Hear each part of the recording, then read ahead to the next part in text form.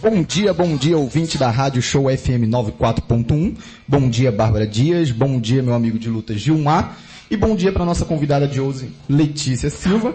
E hoje, mais uma vez, iniciamos o programa Saúde em Dia, onde debatemos aqui, semanalmente, assuntos relacionados à saúde mental, saúde física, alimentação, exercício físico e, entre outros, assuntos relacionados à saúde. Então, se você ainda não mandou sua mensagem, mande logo para o número 98418-1600. E hoje falaremos aqui então sobre saúde mental, relacionamento amoroso, ansiedade e depressão. Sem mais delongas, vamos iniciar aqui o nosso bate-papo com a nossa convidada Letícia. Letícia, por favor, se apresente, fale um pouquinho sobre suas experiências, sua formação acadêmica, sua trajetória até aqui, por favor. Bom dia, aqui quem fala é Letícia Silva, psicóloga do município. Atualmente eu trabalho no CREAS, da assistência social, onde a gente lida ali com direitos violados. Então ali atendo o direito violado de crianças, adolescentes, mulheres, homens, pessoas idosas, Então a gente trabalha com isso lá. E também atuo, na clínica. Então tenho a clínica particular onde eu atendo casos, relacionados à saúde mental, tratando questão de depressão, ansiedade, relacionamentos amorosos, relacionamentos interpessoais. Então, eu sou formada no IESPES, em Santarém, fiz psicologia, terminei no ano de 2018 e desde 2019 eu trabalho aqui no município, Então, temos aí anos dentro da assistência social e também dentro da clínica, particular. E, a experiência, basicamente, digamos assim, dentro da assistência social, no CREAS, Bom, muito bem então. Vamos aqui então, Gilmar, Bárbara, vamos tentar aqui sugar o máximo possível do conhecimento da Letícia e vamos dar início então aqui à primeira pergunta. Letícia, o que motivou você a se tornar uma psicóloga e qual é o público que você mais atende? Essa pergunta é boa. Bom, no curso de psicologia não tem matemática. Então, foi uma da primeira. Mentira, gente. Tem matemática sim, tem estatística. Mas o que me motivou foi porque, inicialmente, eu gostaria de ser criminal profiling, que é uma área dentro da psicologia jurídica que trabalha com psicologia investigativa. Ou seja, traçar perfil criminológico de assassinos, serial killer. Então, isso era uma coisa bem atrativa para mim. Mas no decorrer do curso fui me encontrando em outras áreas, inclusive a área clínica. Eu gosto muito da área clínica e trabalho dentro da área clínica atualmente, e o público que eu mais atendo são pessoas adultas. Pessoas adultas, muitas vezes com essa demanda de ansiedade e depressão, e muito também a demanda de relacionamentos amorosos. Tanto que é uma pauta que eu trouxe hoje para a gente até mesmo conversar sobre. E essas são, as respostas das perguntas. Muito bem. E aí vai meu bom dia a todos, bom dia ao Fábio que está nos honrando com a sua presença aqui, Bárbara, Rômulo, Letícia e a todos que estão ligados aqui na Rádio 94.1. Meu bom dia a todos, bom dia ao seu Rui que está lá em Santarém do Pará. Está ligado também e daqui a pouco ele vai entrar ao vivo aqui conosco. Nós podemos observar que muitos casamentos, muitos relacionamentos têm os seus transtornos, tá? Eu queria saber quais são os principais desafios enfrentados pelos casais no relacionamentos modernos. Bom, é interessante pautar a questão da falta da comunicação, A questão da falta da comunicação. Muitas vezes o casal ele conversa muito, mas não conversa sobre os seus assuntos, as suas vontades, Nós temos que entender que são duas pessoas, Muitas vezes eu sempre falo que são duas pessoas que aprenderam que amar de maneira diferente, que tiveram um histórico de vida diferente. Então, assim, comunicação. É falar abertamente, mas aí vem a questão da dificuldade de falar abertamente sobre o que está sentindo. E aí, muitas vezes a dificuldade também, é questão de gênero. É muito mais fácil para a mulher, que é ensinada desde pequena, a falar sobre os sentimentos do que o homem. né, que vem muitas vezes pautado aí dentro de uma sociedade machista e muitas vezes dentro de casa também. Então é muito mais difícil para o homem falar sobre sentimentos, falar sobre o que está sentindo verdadeiramente. E aí a gente vê essa dificuldade de comunicação. Hoje, por mais que a gente tenha vários meios, rede social, hoje a internet facilita muito a nossa comunicação com outras pessoas, mas o que é falado? Qual é esse assunto? Né? E aí é onde vem essa dificuldade dentro do diálogo. E muitas vezes é um dos pontos que eu mais tento trabalhar, quando muitas vezes a temática é casal ou relacionamento é uma das temáticas que eu mais tento trabalhar, a questão do diálogo. Bom, a gente sabe que quando a gente fala de relacionamento, né, Letícia, são duas pessoas totalmente diferentes, né? Bom, se você ainda não mandou sua mensagem, mande logo para o número 93991692832. Lembrando que hoje a gente está falando aqui sobre o assunto de relacionamentos amorosos, então vamos falar aqui sobre depressão e também sobre ansiedade.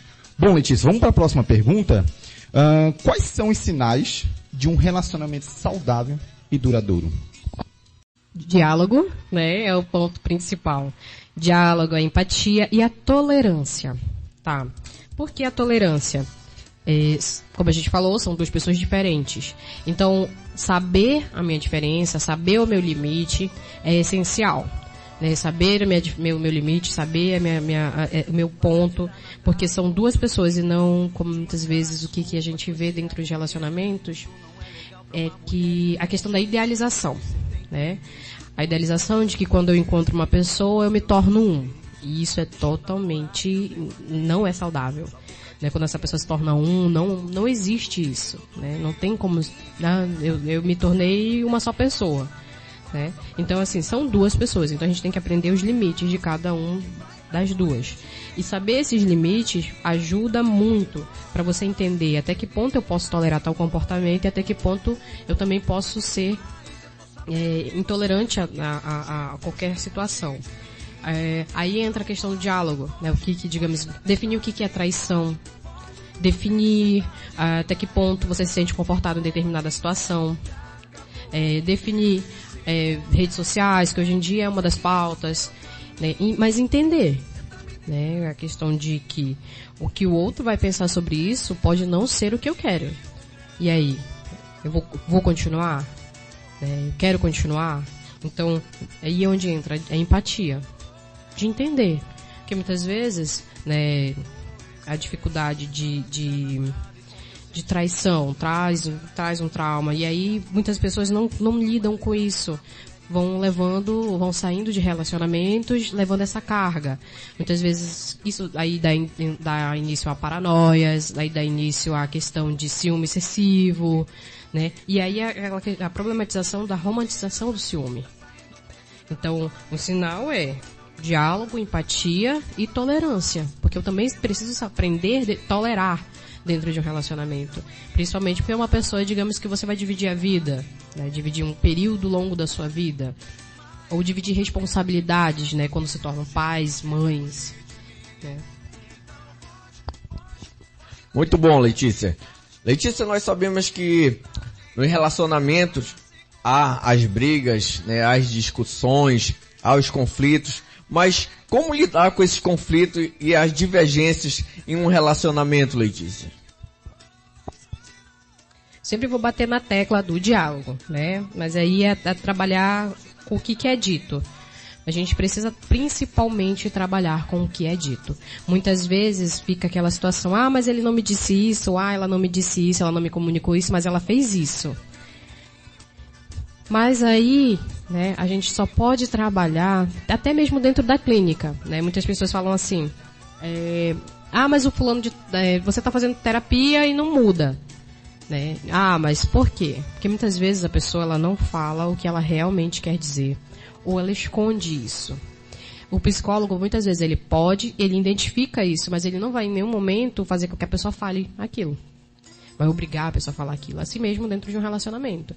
Então, eu nunca vou conseguir obrigar uma pessoa a falar o que ela sente ou o que ela, né, tá pensando. Mas eu posso criar um ambiente para que ela se sinta segura para falar sobre isso.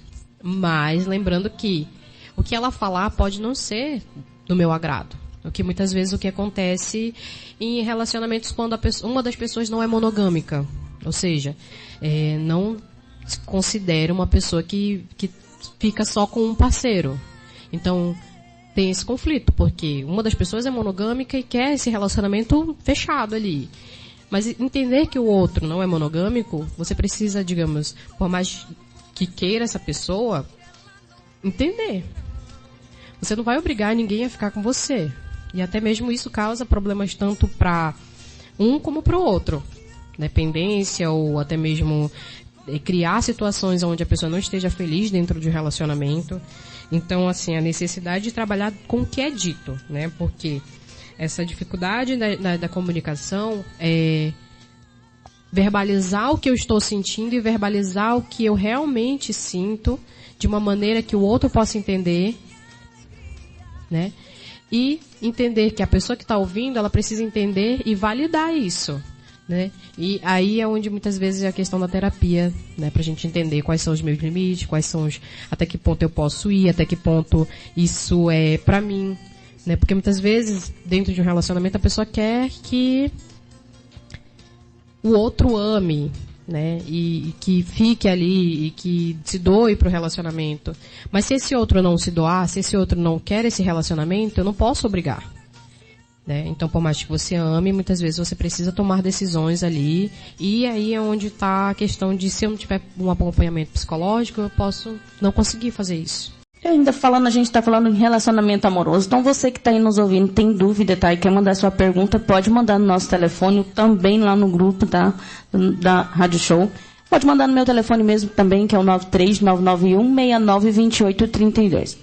E ainda não temos, então vou fazer uma pergunta aqui para a Letícia.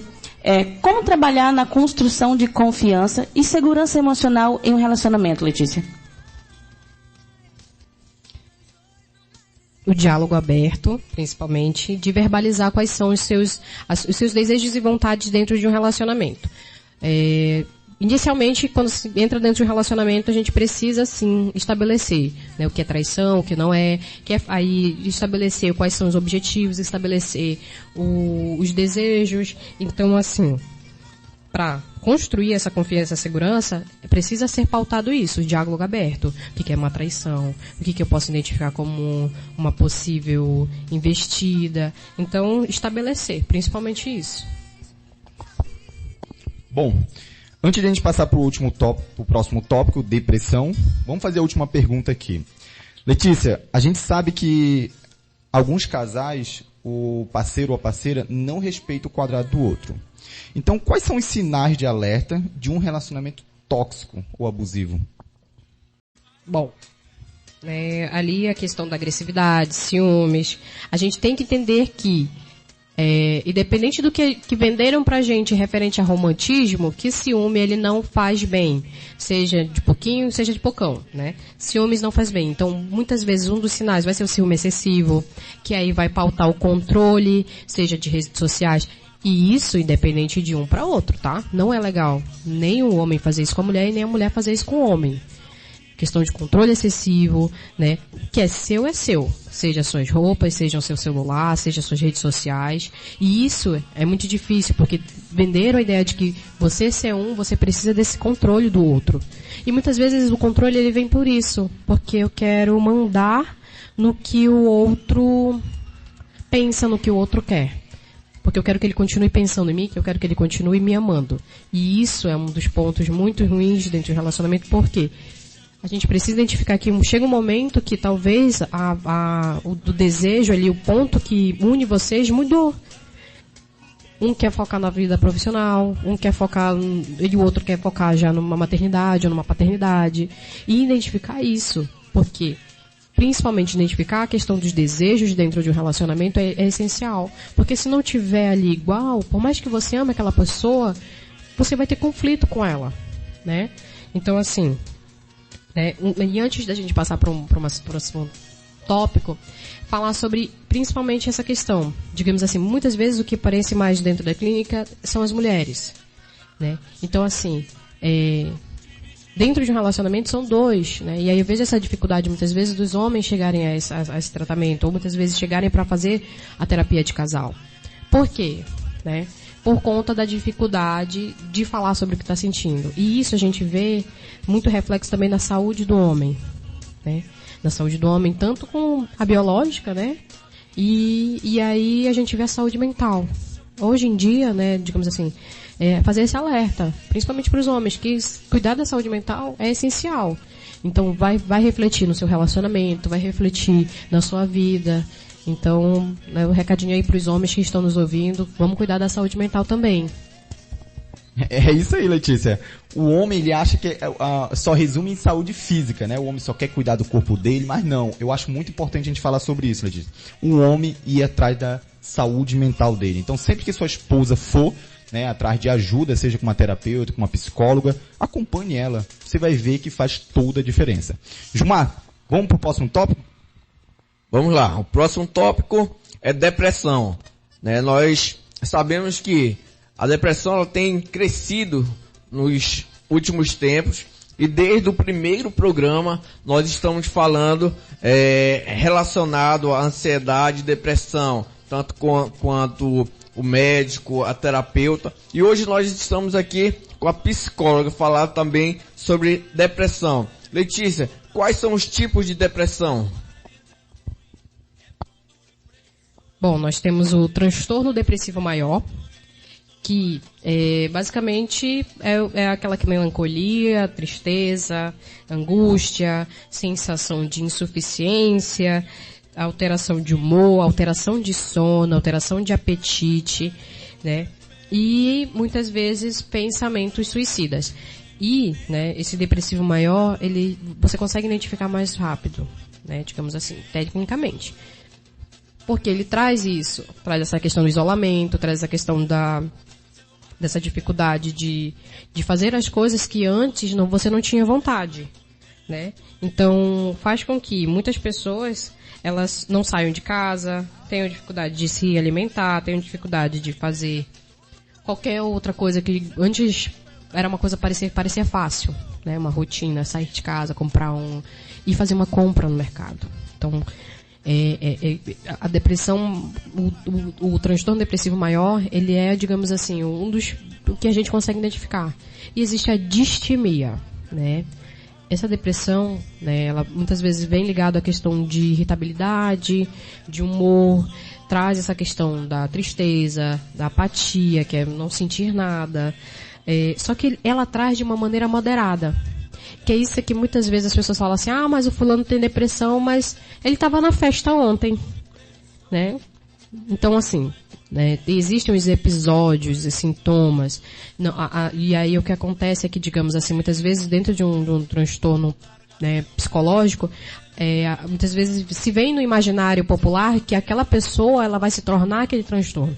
Então, quando ela tem uma depressão, ela vai basicamente ficar em casa e não sair mais.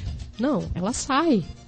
Ela sai, ela sorri, ela brinca com os amigos, mas só ela sabe o que ela está passando por dentro, né? Então, essa dificuldade da gente não conseguir ver o sintoma faz com que muitas vezes pessoas invalidem, né, a depressão. Então, a depressão maior, que muitas vezes vem com maior intensidade e um período mais longo. E a distimia, que tem essa alteração, muitas vezes, de sintomas mais moderados. Mas as duas são depressão, né? Bom, continuando o tema aqui, então, depressão. Letícia, na minha prática clínica, eu atendo muitas pessoas com estresse. Estresse, né? Estresse no trabalho, no relacionamento, né? E aí a gente sabe hoje, Letícia, que o estresse ele é um fator, sim, né, para a depressão. Então, um estresse crônico, ele é um fator, sim, para a depressão. E aí eu queria te perguntar, Letícia, quais são as possíveis causas, né, de depressão? E como elas podem variar de pessoa para pessoa? A depressão, ela pode ser genética, né, biológica. Digamos, se você tem um histórico na família, então vamos tomar cuidado, porque pode ser que você tenha uma predisposição.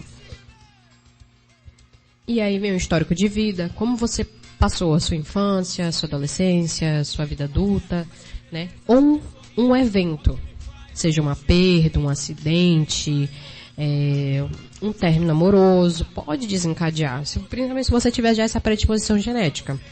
Então essas são as principais causas, né? Ainda no tema depressão, então, Letícia, quero fazer uma pergunta para você.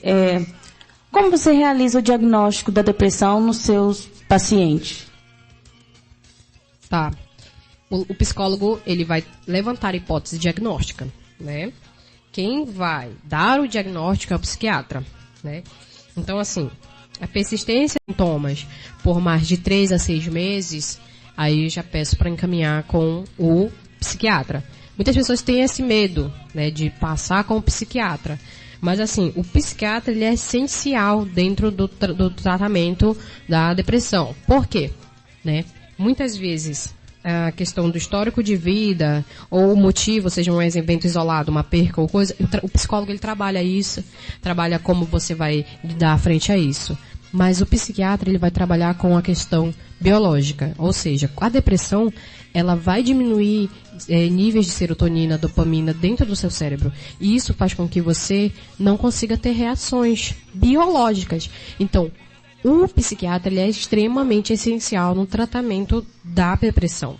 Porque só ele vai passar o medicamento correto para você, para que você consiga biologicamente fazer essa mudança conjunto com a terapia. Então, não existe isso de fazer só a terapia, de fazer só o tratamento medicamentoso. Porque um complementa o outro. Claro que, dependente de algum dos graus, ou dependendo da situação, você consegue só com terapia. Mas, só quem vai poder dizer isso são os profissionais. Letícia, eu tenho uma dúvida, encaixando com essa pergunta aí. A gente consegue, no caso do psicólogo, consegue tratar o paciente deprimido, com depressão, em quadro de depressão, só com terapia cognitivo-comportamental, ou é necessário um medicamento? A psicanálise, ou melhor dizendo, o psicólogo consegue tratar então o paciente só com psicanálise, ou é necessário o tratamento medicamentoso? Em alguns casos, você consegue ajudar essa pessoa a lidar com a situação emocional, a situação de vida, a situação do evento isolado, como uma perca, né, um ente querido que morreu, ou um fim de relacionamento. Mas em outros casos, principalmente se você notar, né, a questão dos sintomas por mais de 3 meses a 6 meses, tem que ter o acompanhamento com o médico. Por quê? Como eu falei, né? Não tem como a gente fazer. Muitas vezes o paciente, ele consegue fazer essa modificação de comportamento, consegue fazer essa modificação de como ele vê essa situação, mas biologicamente ele é incapaz de efetuar essa mudança, por conta do funcionamento cerebral dele, que já está afetado por conta da doença, da depressão. Vamos lá, continuando, tema depressão. Próxima pergunta, Letícia. Quais são algumas estratégias eficazes para lidar com os sintomas da depressão no dia a dia? Bom, o que eu sempre indico para os meus pacientes, independente de qualquer do transtorno, é o exercício físico. 30 minutos de exercício físico. Não precisa a pessoa fazer, fazer 1 hora, 2 horas de academia. Não. 30 minutos de exercício, porque muitas vezes a pessoa lá não consegue nem sair da cama. Então, qualquer tipo de exercício físico, 30 minutos já faz uma diferença e tanto. Por quê? É comprovado que o exercício físico, ele altera, né, o funcionamento do seu corpo e principalmente do seu cérebro, né? Então, assim, o exercício físico auxilia a lidar com estresse, a lidar com ansiedade, a lidar com a depressão. Então, o exercício físico. Outro ponto, alimentação, né? Claro que se você tiver... O seu corpo é uma máquina, né? Então, assim, o alimento, ele vai servir como energia. Então, que tipo de energia que eu estou colocando para dentro do meu corpo? Então, uma alimentação saudável. E um dos outros pontos é adquirir hobbies. O que você faz que você gosta de fazer? Existe o trabalho, né? Existe a igreja, existe... digamos assim, não, o trabalho, a igreja, eu digo assim, da rotina da sua vida. O seu relacionamento, os relacionamentos com outras pessoas. Mas o que você gosta de fazer, né? E aí vem leitura, dança, pintura. Ah, mas isso é uma perca de tempo. Mas aí é onde a questão da perda de tempo para quem? Se você gosta, seja de cuidar uma planta, é uma coisa que você gosta. Você precisa adquirir isso. Por quê? Muitas vezes, algumas pessoas, elas me perguntam, qual é o motivo da felicidade? O que eu faço para me ser feliz? E aí eu volto isso, mas o que você faz que te deixa feliz? E a pessoa não sabe identificar. Porque ela não pensa muitas vezes mais em si. Pensa no trabalho, nas responsabilidades financeiras. Claro, isso é, né, essencial, mas e aí aquele tempo para você? O seu hobby, o que você gosta de fazer? Seja, né, e aí é onde a gente trabalha para buscar hobbies ou coisas que a pessoa gosta de fazer. Relacionada à sua resposta, Letícia, eu tenho vários alunos também, né, que, como você falou, especificamente o que a pessoa gosta de fazer. Nós sabemos que o exercício físico também, como você falou, também traz diversos benefícios, né, para esses casos de depressão. Através da modalidade também específica, ao qual a pessoa sente prazer em realizar. Então, assim, logo na primeira consulta, no primeiro contato, eu identifico também o que é prazeroso para aquela pessoa, né? O que ela gosta de fazer, qual tipo de modalidade, é musculação, é treinamento funcional, outras modalidades, ao qual leve esse prazer, e isso vai dar a cada dia mais presença na academia, porque ela está fazendo com satisfação, com prazer. Quando você falou esses diversos exercícios que traz esses benefícios para a pessoa que está com essa situação de depressão, um dos fatores do benefício, quando ela vai para o exercício físico, vai fazer esse exercício físico, automaticamente ela já acaba melhorando a sua socialização, né? Visto que tem muitas pessoas, né, ao redor ali, quando a pessoa já sai de casa, começa a ver outras pessoas, a lidar com outras pessoas, já também há uma melhora, né? Quando ela vai procurar a treinar, fazer o exercício, ela já vai melhorando o corpo, a parte física e a mental também, né? Então, por isso que traz diversos benefícios para a pessoa que tem depressão, o exercício físico. Bom, vamos para o próximo tópico aqui, sobre ansiedade. Então, se você ainda não mandou sua mensagem, mande logo para o número 93991692832.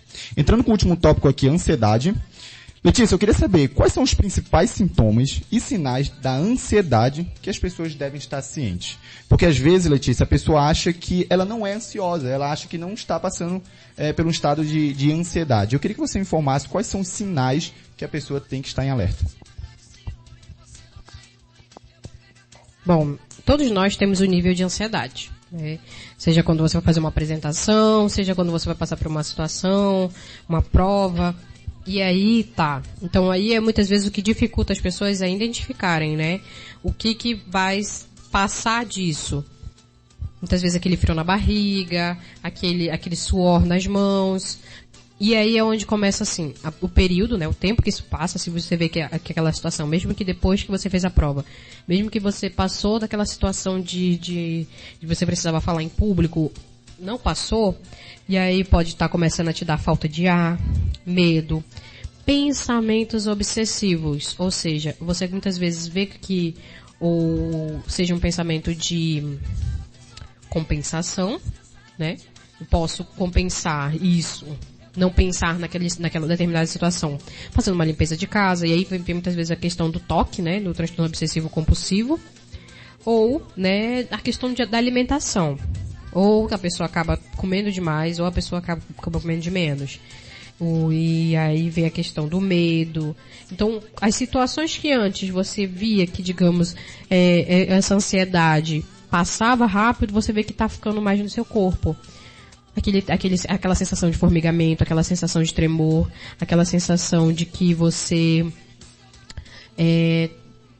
o estômago é um dos sinais principais. Porque romantizaram o órgão errado. Vocês sabiam que o órgão mais sensível que a gente tem é o estômago? Por isso as borboletas no estômago quando você está apaixonado, quando você está nervoso, você fica com embrulho no estômago. O estômago, ele é muito sensível. Então, Uma das coisas que pode estar causando ansiedade, que você vai notar na ansiedade, é que você pode estar tendo refluxo, problemas com dores no estômago. Muitas pessoas, elas adquirem gastrite nervosa. Então, assim, é ficar de olho nesses sinais, né? Principalmente nos pensamentos obsessivos, se você está notando que você está pensando muito referente a qualquer situação. Então, a falta de ar, o medo, e aí já entra a questão da crise de ansiedade. Porque muitas pessoas, elas só vão identificar que elas têm algum tipo de ansiedade quando acontece uma crise.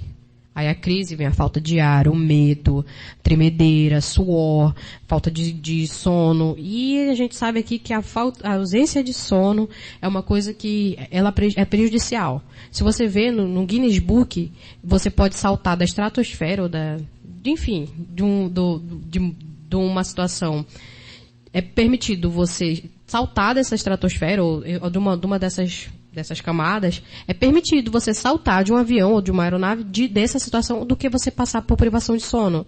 Então, o sono ele é extremamente essencial. Então, devido à questão da ansiedade, muitas vezes você não dorme. Então, assim, imagina só, né? Se a falta de sono é mais perigosa para o Guinness Book ou para essas situações do que saltar de uma altitude muito alta.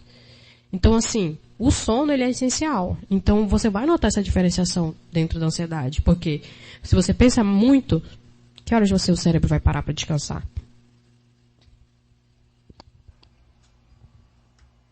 Então, vamos lá, eu quero fazer uma pergunta aqui de um ouvinte. Luciana, eu não entendi direito qual é o bairro que você estava falando. Ela me ligou aqui, a ligação não está muito boa, eu não entendi. Mas eu entendi a pergunta dela. Você pode estar mandando mensagem aí, tá? Manda mensagem mesmo, que eu vou estar mandando um alô aí para você da onde você está, tá? Então, a pergunta da Luciana, Letícia, é o seguinte. Ela estava perguntando se a ansiedade, ela tem uma idade ou desde criança a criança pode desenvolver? É exatamente essa a pergunta dela. Como eu disse, ansiedade todos nós temos. Todos nós, mas é um grau. Por quê? Biologicamente, a ansiedade está dentro do nosso corpo para a gente reagir às situações, né?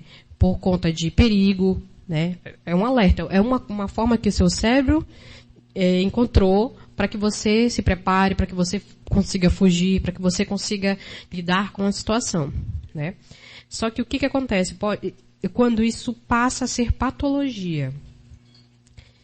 E aí é onde a gente verifica que pode sim ter sinais e sintomas, não o transtorno, mas sinais e sintomas que uma criança pode estar começando a ser ansiosa. E aí vem muito da forma de como esses pais estão percebendo. Se os pais já são ansiosos, a tendência é que as crianças sejam ansiosas. Por quê? A criança ela é o reflexo do que acontece em casa, né?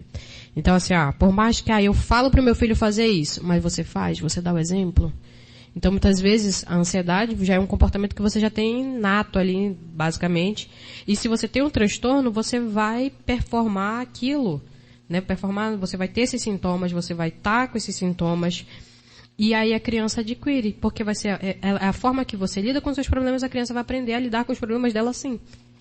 Então, assim, é por isso que a gente precisa estar atento aí, né, à questão de estar olhando as nossas crianças, de estar verificando. Então, assim, você acaba verificando que a pressão escolar também. Então, a pressão escolar, isso também a gente identifica nos adolescentes, na escolha do curso de faculdade, né. E aí acaba que os próprios adolescentes já também estão tendo esses sinais e sintomas de ansiedade. E que pode se agravar. Vai se agravando, né? Se você não tratar, vai só se agravando. Bom, então mais uma vez aqui finalizamos o nosso programa Saúde em Dia, né? Meu muito obrigado para você que acompanhou o programa até o final. Obrigado, Bárbara, pelo apoio. Obrigado, Fábio, também pelo apoio. E obrigado pela presença, Letícia. E semana que vem, toda terça-feira, 8 horas da manhã, temos mais dicas de saúde para você. Agradecendo a todos. Muito bom, Letícia, mais uma vez obrigado, que vai ter uma outra oportunidade, bem em breve, muito produtivo, essa entrevista. E gostaria também de mandar um abraço aqui, né? Hoje as pessoas já pedem, né?